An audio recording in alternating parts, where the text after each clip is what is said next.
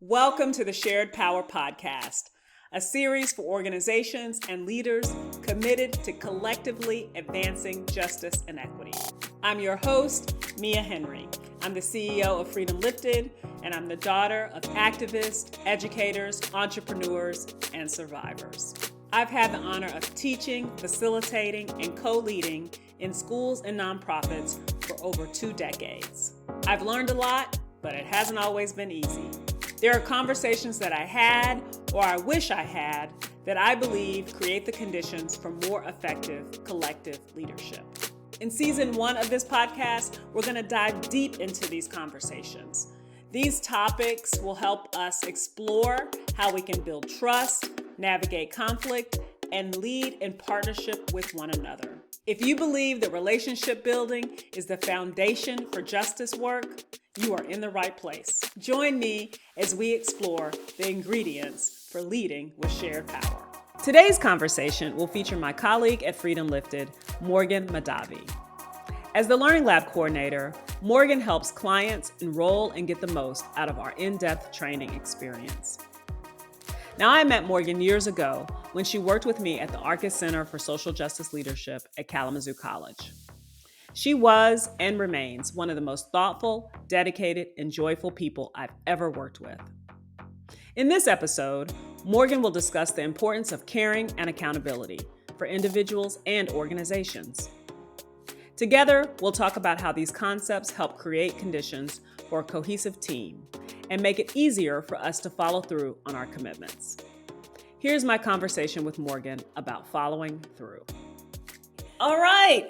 Well, thank you so much, Morgan, for joining me today to talk about following through as a conversation needed between people who want to share power. Thank you so much for having me. I'm so excited to be on the podcast and honored that you asked me. Yeah, well, you know how much I love you and have loved working with you now in a couple of different capacities. Because I have had the honor of meeting you as a young professional in what I believe was like your second full-time job. Sort I don't know. Yeah, you can talk about. of. And then, yeah, when I charged you with project leadership in that work, what that experience was like, and yeah, how you have grown and evolved since then. Yeah, absolutely.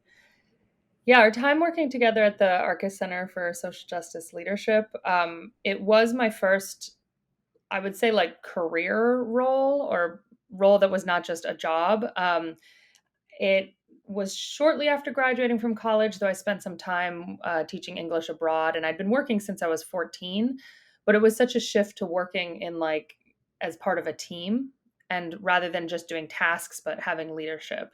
And I've told you this story before, but I remember really clearly one time early on in my time at Arcus. Um, we had these weekly meetings where we would talk through different projects we were working on, and I would give you updates on what was going on. And I remember in one meeting early on, I was reporting back on something I was doing, and I think each step of the way I was looking for your approval or sort of waiting for you to give me directive or tell me what to do. And you stopped me in the middle of the meeting and said, "Look, I hired you and advocated for you to be in this role because I trust you. I trust your thoughts. I trust your ideas. I trust your leadership. I trust your work. So I really want you to take ownership over this and bring the information to me, not to sign off on it, but to share what you've been doing so that I can make sure that I'm aligning the other projects that are connected to this with your vision." And that was so freeing for me. At first, I think I was a little overwhelmed by it, coming from having been in positions where I was just given the task and told what to do and then do the task and report back. But even just to hear from a supervisor, I trust you. I believe in your work. When you gave me that level of trust and leadership, I wanted to be accountable to that trust, right? I wanted to, because it felt like such an offering.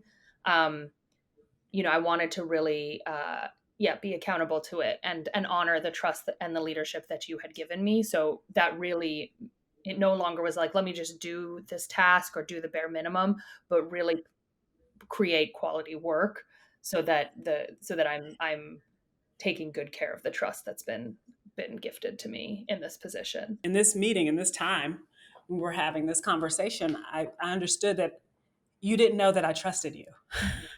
I hadn't communicated that, right? And so that was important for me to do. And so I think about that because I do believe following through and accountability, conversations about accountability are mutual. It's both ways, right? So there's the you are stepping up, right? But there's also the embrace of the work that you do and create. Absolutely. Absolutely.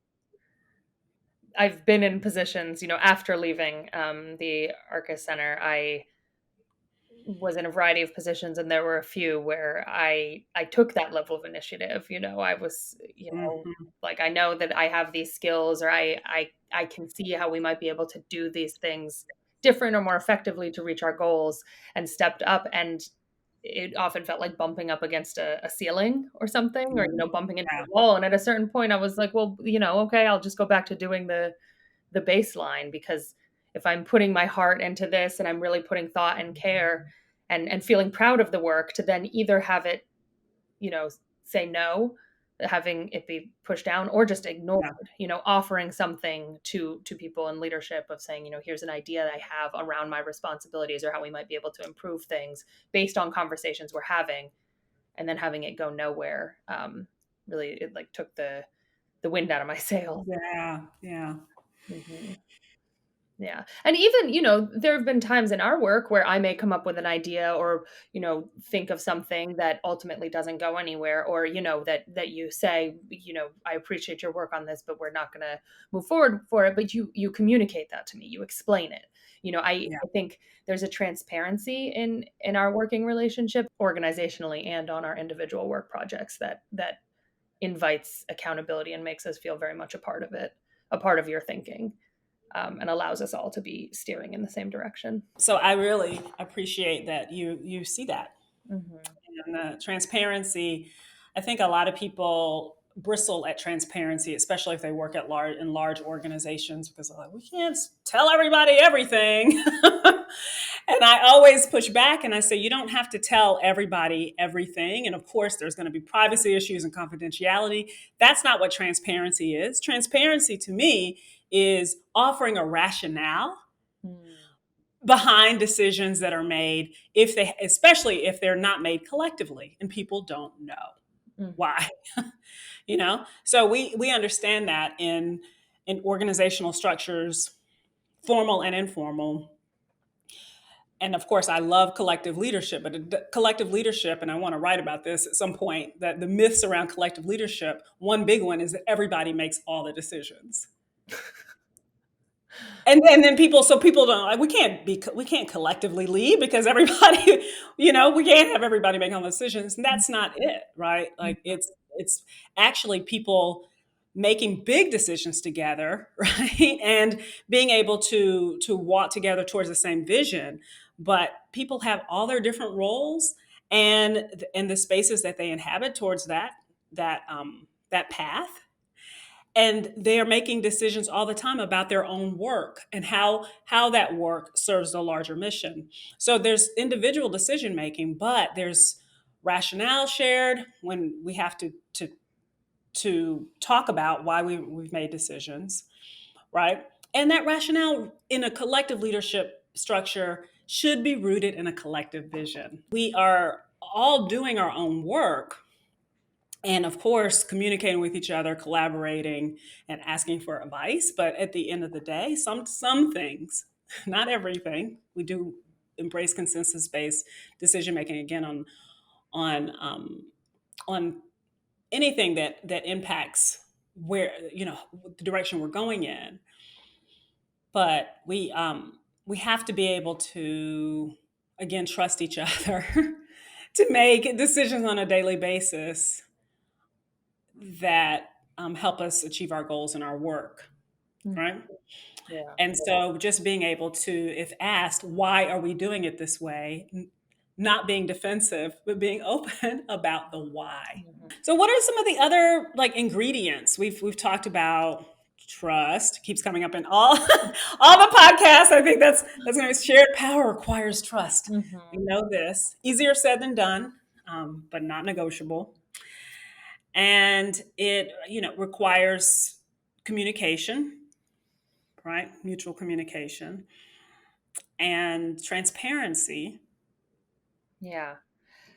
Um, Something that stands out to me when I think about our early work together, again, especially as a early career professional, for entry level position, was I was never made to feel like my work was less important or less than. It was very in the way that we worked. It was very clear that I was part of an ecosystem and that my work and my role was tied to everything else we were doing. And because I believed in the work we were doing wholeheartedly and I was very excited about it, I never felt like the things that I was doing were of any less value. Which is a really hard thing because we do live in a society that tells us that some work is good and some work is bad, some work is valuable, some is demeaning, right? Mm-hmm, Um, mm-hmm. and but that was I was never made to feel that way. And I was very clear that doing my work well made it possible for everybody else, whether that was you who was my supervisor or my colleagues or anybody. It made me doing my work well made it possible for everybody else to do their work well, and then for us to Yeah. do what we were able to do. I think fondly of our staff meetings, which I've said this before, and people are like, what is wrong with you? Who likes staff meetings? But I look forward to our staff meetings every week. We would come together, we would talk about ourselves and our lives. We would share what was going on. We would talk about, everybody would talk about what they were working on. We would talk about our shared projects. It was just very cohesive, and it always made me feel I never felt alone or isolated. I was very much part of the team. I felt very much like part of the team, and that was um made me that much more accountable to the work, that it was I wanted to do what I was doing so we could continue to produce excellent work, and because I knew it would benefit my colleagues who I had immense care Yeah. and love for because of the trust building that we did and the time we took to check in meetings. I remember sometimes our staff meetings we'd have to cut off the check in because we would just start talking about life and movies and what we were up to. So We're like, take it to lunch. Take it to lunch. right. Uh, well, you mentioned it just now. You said the word care, right? And I think that sometimes I feel like maybe lost when we talk about team building Mhm. with groups and like, what's the point of team building? Oftentimes we might think it's just so we understand each other better, again, so we can produce better, right? But I often do think about team building, and I talk a lot about sharing stories with one another. Does help us actually see people, and then the humanness in us. Then that means that we care about them, right? And I've heard you talk about that, the role of caring.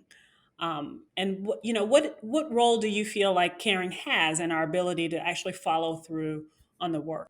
I mean, These I think that that's everything, right? If we don't care about what we're doing, if we don't care about the people what we work with, if we don't care about the mission of what we're trying to do, then we're not going to follow through. What's the importance, Um, so we have to care about the work that we're doing. We have to care about each other. We have to pour care into what we produce. And that's easier said than done, but I think I've heard people push back lately around check-ins at meetings or sharing personal things, and we don't have to share beyond what we're comfortable sharing. um but this move beyond this idea that we're just workers and being able to show up with our whole selves, or at least the parts of ourselves that we want to share, I don't think we can be our entire selves everywhere or anywhere all the time. um Yeah, this. you know Mhm. and recognizing that, like, there are different levels of safety and comfort for different people in places. Yeah, you know I think I recognize that, as a white racialized person, I often can show up with more of myself. I'm rarely feeling unsafe around my racial identity in places, so I can show up with that wholly pretty easily, and not be, not have that challenged. But yeah, I think gratitude is also an important part of this. Mm. And yeah, expressing our appreciation and gratitude to each other, expressing when someone's done a good job, expressing, yeah, whether that's like, you know, gifts at holidays or writing words of appreciation. We would sometimes do check-ins that were just, sharing an appreciation to someone to your left or something. And um, I think, I know some people can look at that and think it's like trite or forced, but we need to express that, it's, Yeah, we can never have too much. yeah. Like it literally, there's like literal studies about gratitude improving our health, Mm, right? Um, and the world can be so overwhelming and the issues before us, right, feel so mhm, intractable that gratitude to me is not just saying what I'm thankful for, but it's a check-in mhm, on what is going well. mhm, And that, we used to say this a lot. My family would say this, right? The elders in the family is like thanking the Lord that we woke up this morning in our right bodies and our right minds, right? If nothing else. So I think it's really important, and to dismiss it as trite, because it is always so hard for us to bring it to the surface, is dangerous, because then we might, dismiss its importance at all, and it really can't be overstated. So mhm, I definitely hear you in that. The sharing gratitude, expressing gratitude, tapping into gratitude is one of those ways we can have people show care. mhm. And I think for the people we work with and for ourselves, a lot of the Yeah. stuff that we're talking about, I think is also internalized, whether it's imposter syndrome, or I think something I've bumped up against is my own internalized ideas about what work is good or valuable or important and what work is not, and feeling sometimes like the work that I'm actually pretty good at is a lot of behind the scenes work, and that Mhm. is not, It's not important valued. or valued. And and I've had to spend some time really thinking about why do I like this work and understanding it as the ecosystem. Just a quick break to note that the Shared Power podcast is sponsored by Freedom Lifted and our flagship training program, Justice at Work. Justice at Work offers blended learning and professional development for organizations and individuals who are strengthening their commitment to justice and equity in their workplaces and in their communities. This training combines discussions with online modules that teach frameworks and critical history to help you examine the relationship between identity and power. You'll even have opportunities to join live group discussions facilitated by me, Mia Henry. Go beyond diversity and inclusion to find your role in building a more just and equitable world. Learn more and sign up at freedomlifted.com.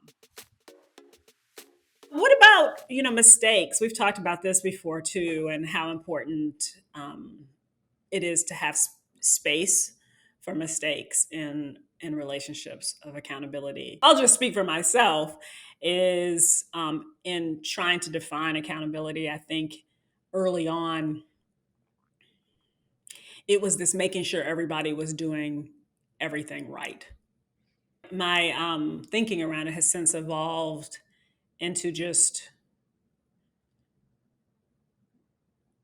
I think going back to the communication piece is just making sure that we're doing the best we can for each other. And when we can't,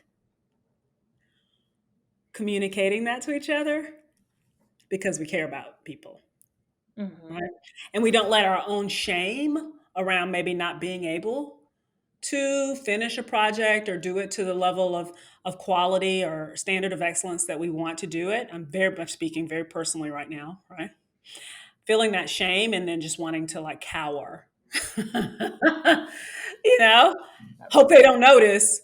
Um, and instead, how powerful it is to just really be able to say, look, this is where I am with this project.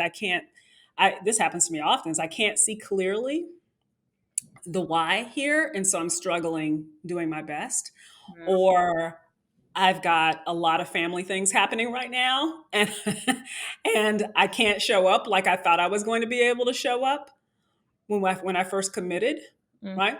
Being able to actually communicate that. It was funny. We were putting together some values for an organization I'm helping to found right now, and the values just went kind of on and on. It was the it was that we got really deep into this issue around care and space and giving people grace and all of this, right? And at one point, and this was important, but at one point I was like, well, part of it, if we create some, if we believe in radical honesty with one another, um, then that's the other part of offering grace, right? We can't offer grace. You can't offer me grace if I haven't told you what's going on, Mhm. you know? Mhm. If I'm just ghosting Right. on a project, or if I'm, not doing a good job, but I'm not explaining why. You can try to give me grace, but I'm just be honest, that gets old after a while when you just, Mhm. when you don't know what's happening with someone, Mhm. and it's just more and more ask for space and grace, but then you don't know, why. Mhm. So it might be difficult for us to share what we're going through, and that might be what we need to do in order to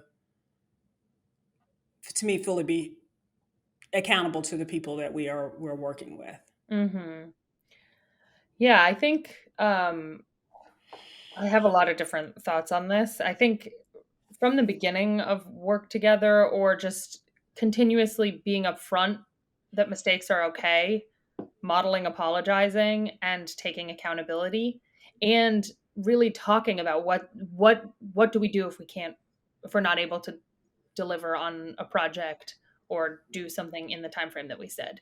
Does that mean sending out an email? Does that mean texting? Does that mean asking somebody else to step in? What are the, how do we go about doing that? Because things are going to come Yeah, up. There may be changes. Life happens, and so setting expectations early on about how do we go about this, right? I think we have a very clear system, um, through a variety of different channels, but when we're going to be late yeah, meetings, when something comes up, when there's a change, how we communicate.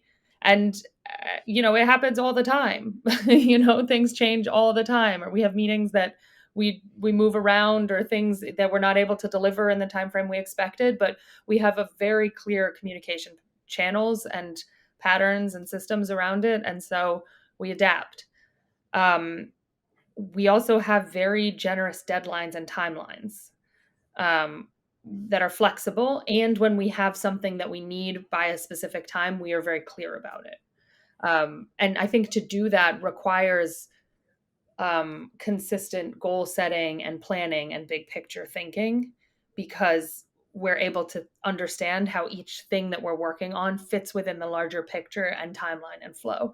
And that can be hard because taking time out to pull back and look at the calendar and look at the timeline for work we're doing together sometimes can detract from actually doing the work.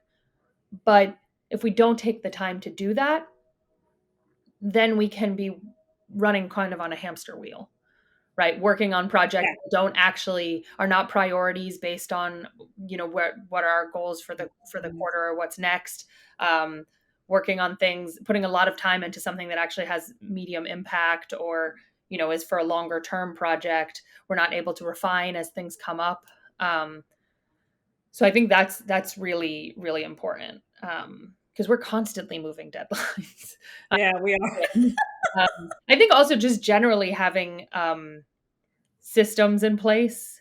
We've done a lot of work in the past year around refining our systems and project management and communication flow at Freedom Lifted. And it's just, I think of it as like, you have a river and there's sometimes rocks in the river that might be there that are the water's diverting around, and it can do that. It goes around the river, but then if you move the rock out of the way by, Yeah. by putting some kind of system in place, it takes some time and energy to lift the rock and move it out, but then Yeah. things flow so much easier and faster.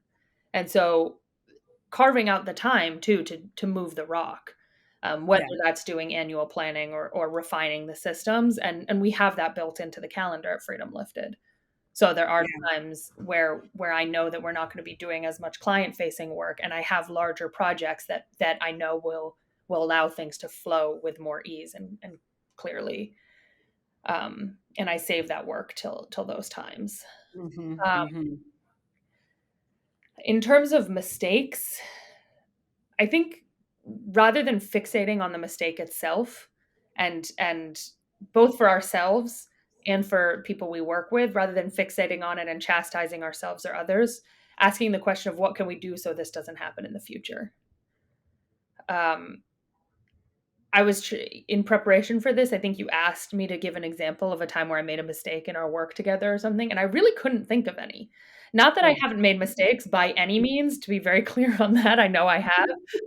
I don't have any memories of that feeling of what you're talking about in our work together, where I was like cowering in fear out of a mistake that I made. Because while I know I have made mistakes many times, the approach has always been, what do we need to do to manage this mistake, and what do we do so this doesn't happen again in the future. Um, and I think the last thing I'll say about mistakes, or just building a culture of accountability and follow through that is okay with mistakes. Um, I think it's important to be realistic that there are things that we're not naturally good at, right? All of us are inclined towards certain kinds of work and certain things that really are challenges for us. And I think it's important to build a culture that recognizes that and is okay with that, right? And is not, um, it's okay with saying, this is not something that I am naturally inclined to do, and finding a way that task or work area can be reassigned or shifted, and also recognizing that in our colleagues and peers. Now, that's not Yeah. to say not pushing ourselves, right? Because we don't want to do something or it's challenging, but just having a culture that is not trying to fit everybody into one size fits all positions, but is adaptable to responsibilities and positions that help us produce our best work. One of the ways we do this at Freedom Lifted, we do the Colby A report. Um, I was going to mention that earlier. yeah, and which is about, maybe you can explain it better. I still have not totally wrapped my mind around what it is, though I find it very helpful. It's our, what is it? It's a leadership assessment that doesn't measure like strengths in the sense of like your intelligence or personality or social style, but it looks at the ways we take action. Hmm. Yeah. So it doesn't really, we talk about it not replacing other kind of strengths assessments, but being a complement to it, because it's like here are the ways that you sh- show up. Here are the things that you might be naturally good at or you're drawn to, but then here's the ways that you approach Hmm. work. Um, yeah, Yeah, so we've taken the Colby A, all of us, and have shared our results with each other, which that process, just being able to share, here are the things I'm naturally inclined to do and the things that I'm not as much, and seeing how that plays together, and then being able to draw when certain things come up, to think about people's Colby A and who may be the strongest person on the team for that specific task. So yeah, that's just one tool, but I think the larger point is encouraging organizations to build cultures that recognize people's differences, and that work to reflect and adjust and be creative in aligning people with roles and responsibilities that fit their skill sets. yeah. Another example is, we in the fall of this year brought someone else onto the Learning Lab team at Freedom Lifted. Shout out to Sayantani. Yes. She is incredibly detail oriented. It is absolutely amazing, and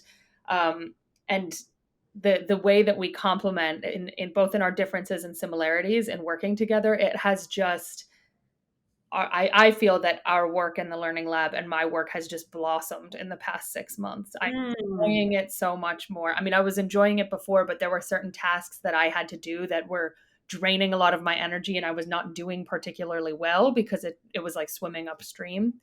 And bringing Sayantini in, the tasks that I was struggling with, they really align for her. And she brings such incredible detailed thinking to them that we've been able to implement improvements that make it easier for systematizing. And we've been able to do so much more and so much better together. And that came about, that position didn't exist, but, through some creative thinking on your end, and Sayantini was already part of the team and was looking for some more responsibility, and we were able to you thought creatively about how can we make some adjustments here based on these people and their skills, and it's been wonderful. Oh, Yeah. it really illustrates your point so well. The whole, I think you all skill sets uh, fit together like puzzle pieces, you Mm-hmm. know, and that to me is what shared power is, right? Is recognizing you're hitting on another topic, another conversation that I feel is important for shared power, which is this embracing our zones of genius piece, Mm-hmm. right?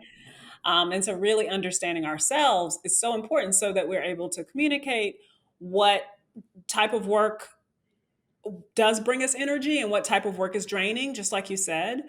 And I thought about it earlier in our conversation because you were talking about how important it is for the vision, for you to understand a vision and seeing your work as part of that vision. And that's something I really learned about you, even after years of working with you. After we did the Colby A, and your first number was around needing to see the big picture, like Mm-hmm. leading with vision first.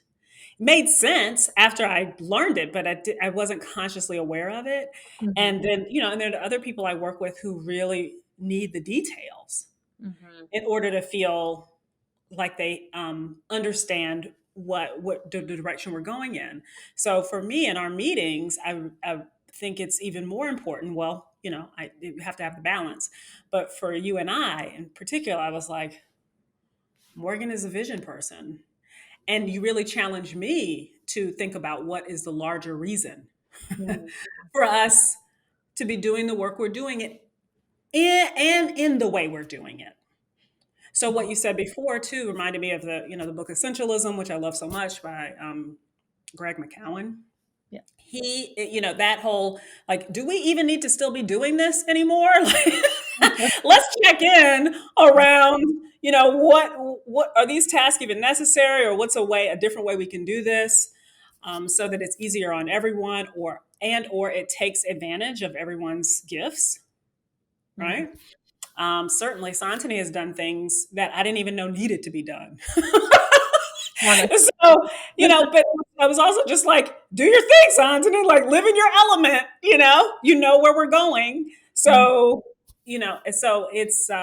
it's really beautiful thing. And I think it's a really critical piece of the shared power of really understanding shared power. So Morgan, just to wrap up, is there any advice that you'd give to leaders who want to focus on creating cultures where teams feel accountable for one another, hold each other accountable, and follow through as they, attempt to share power and collectively lead? Yeah, absolutely. Um, have humility for everybody, in all of the roles. Be open to learning from everyone, and know that everyone has valuable ideas and contributions. Yeah.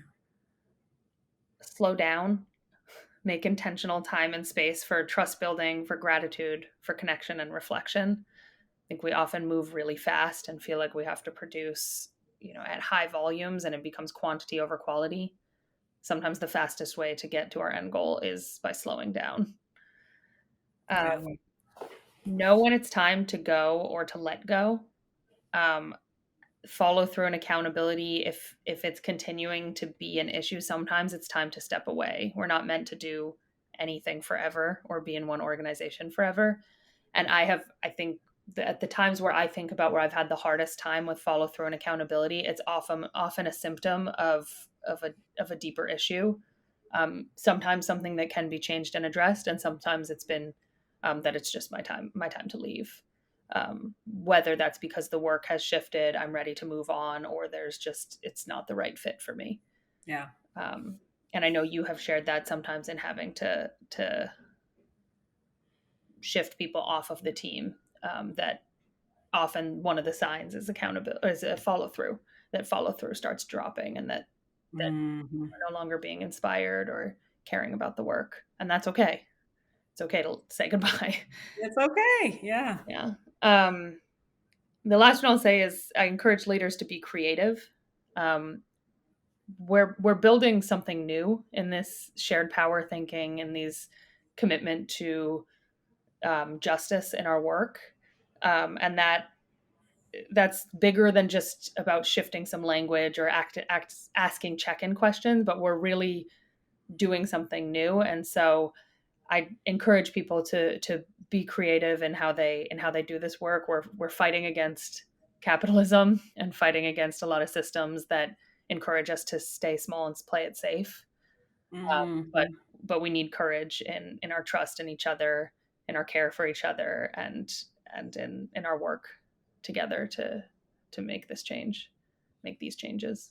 Thank you so much. And in that very last thing you said too, it encourages in capitalism and in racial capitalism in particular, it is um, we encourage certain people to cower and play it safe, Mm-hmm. right? And so much of that depends on identity, Mm-hmm. right? And social hierarchies that we have. So some of us have been encouraged to take risks Mm-hmm. and be visible, Make right? mm-hmm. So very interesting there, and thinking about that we are definitely trying to do this from bottom up. Mm-hmm. That's the assumption around shared power. Mm-hmm. Yeah, thank you for naming that. That's so true. Some people do not have problems with playing it small. No, and I've never been told to do so. Yeah, You know. absolutely. Oh, I just love talking to you. I appreciate you so much. I have, deep, deep, deep caring and love for you. Oh, thank you so much for having me. It's been so wonderful to reflect on all of our work together and to think about these things. All right. Well, thank you so much, Morgan. This brings us to the end of this season of the Shared Power podcast. I am so grateful to all of my guests, not only for joining me here, but also for the work we've done together in the past and the change they continue to create in the world. And thank you for being a listener, for your attention and time with us this season. May we all continue to work for communities that build and share power. This podcast is a production of Freedom Lifted, a company that provides training, facilitation, and coaching for leaders rooted in justice and equity. It is produced and edited by Cassandra Sampson at It's 97. Production support also provided by Alicia Tate, Amber Kinney, Alicia Bunger, and the AK Collective. For more information about our work, visit freedomlifted.com or follow us at Freedom Lifted on Instagram, Facebook, or LinkedIn.